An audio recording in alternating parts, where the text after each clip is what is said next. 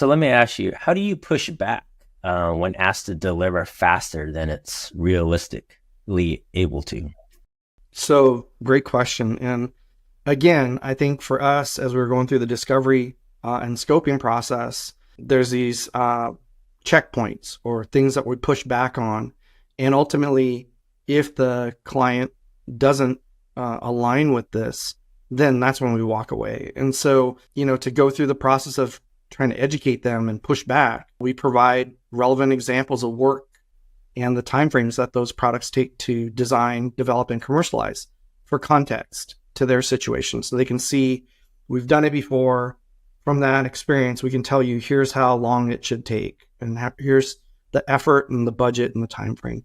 We educate them on the process that it takes for a product to be successful in its development and commercialization. And oftentimes that's because we may be talking to somebody that's on the product side that isn't as technical or doesn't have as much experience with the design process, or you may be talking to someone on the business side that doesn't understand some of those, has some blind spots as well.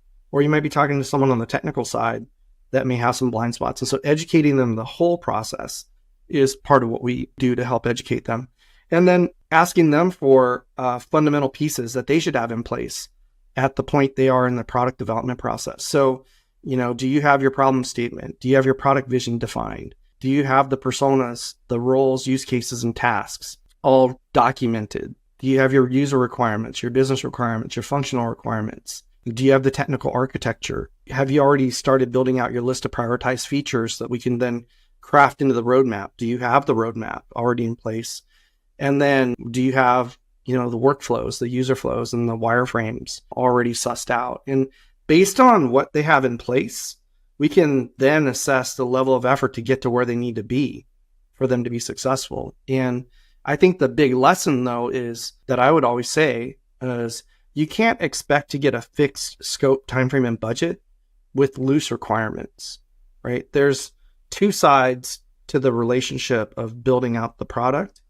And if you don't have the requirements defined, the vision defined, the work done, then there's no way to have any predictability in a fixed scope, timeframe, or budget. And the reality is everyone wants predictability in a plan. They want to know that when they commit budget to this project, that it'll get done with high certainty within that budget, within that time frame, and within that quality expectation that they have.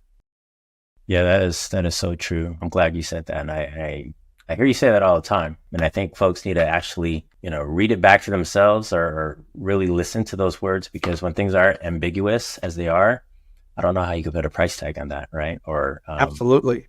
At time. Yeah, it leads to mutual mystification, right? Like one group thinks they're doing this, the other group thinks you're doing this, and ultimately that leads to a bad result.